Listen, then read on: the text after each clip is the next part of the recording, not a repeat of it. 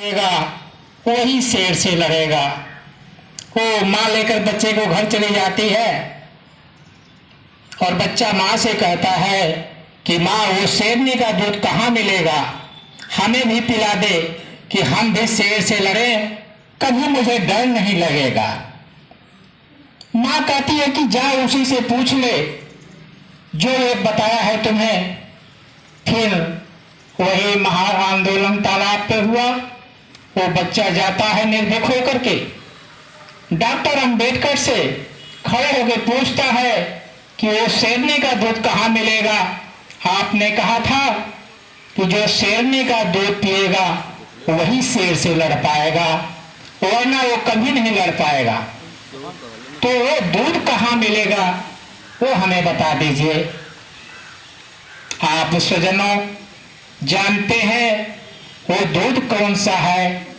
जो पिया आज शेर है, जो नहीं पिया वो आज सियार की तरह से है। सिर्फ चिल्लाने की आवाज इनकी सुनाई देती है, दहाड़ने की सुनाई नहीं देती। वो शेरनी वो शिक्षा है, जिसने शिक्षा ग्रहण किया वो कहीं भी अपने अधिकारों के लिए लड़ सकता है। मांगने की जरूरत नहीं होती अधिकार उसको। जब वो सारे अधिकार जान जाएगा तो फिर उसे शेर की तरह से दहाड़ना, जैसे डॉक्टर भीमराव अंबेडकर ने किया था। शिक्षा के बदौलत ही संविधान बना और संविधान के तहत आपको आरक्षण के तहत ये सारी व्यवस्थाएं मिली। पंचायत चुनाव में आरक्षण होता है, नौकरियों में आरक्षण होता है। ये शिक्षा की देन है। जो शिक्षित है वही मुकाम तक पहुंच पाएंगे। इतना बड़ा विद्वान, विश्व का 6वां विद्वान, एक मामूली संत जो अनपढ़ था उसको अपना सामाजिक गुरु बना लेता है। क्या खासियत थी संत गाडगे में?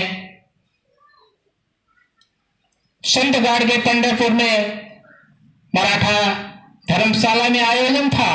वहां पर बीजी खेर साहब पहुंचे हुए थे। उन्होंने पूछा कि ये धर्मशाले का निर्माण कौन करा रहा है? उनके अनुयायियों ने कहा कि संत गाडगे जी करा रहे हैं।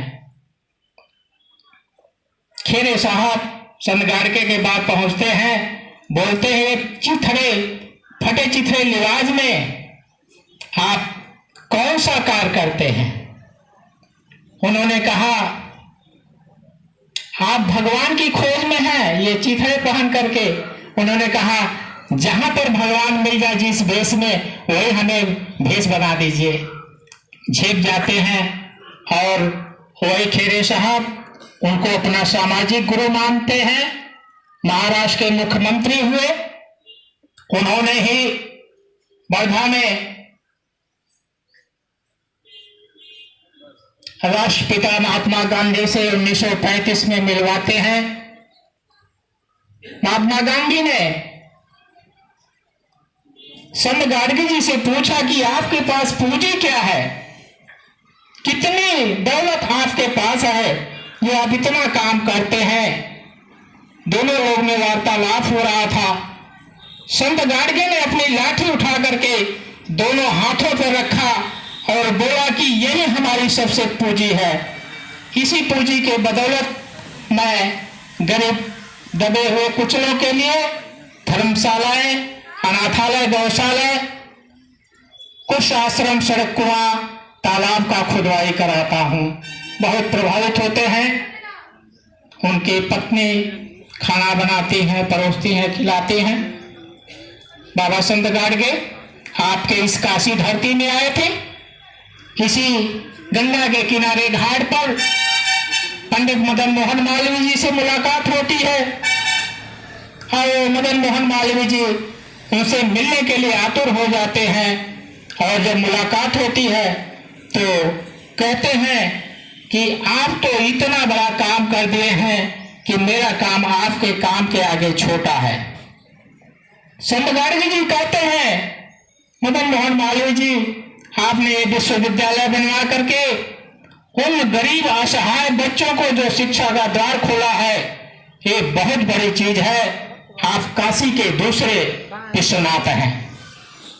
ऐसी चर्चाएं महात्मा गांधी की अन्य महापुरुषों से भी होते थे।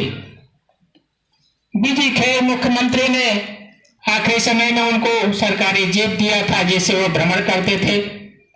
आज ये महापुरुष राष्ट्रीय संत की उपाधि 1989 में अटल बिहारी वाजपेयी सरकार ने इन्हें राष्ट्रीय संत की उपाधि दिया और इनके नाम पे भारतीय डाक टिकट जारी किया। 42वीं पुण्यतिथि थी वो। तो समाज समता मूलक समाज ये सर्व समाज का हो जाता है, न कि किसी एक जाति कौम का हो जाता है। उन्होंने जो भी काम किया सर्व समाज के लिए किया। आप सभी लोग आए, इसके लिए धन्यवाद। मैं ज्यादा समय नहीं लूंगा। धन्यवाद। जय संत काटके, जय भारत।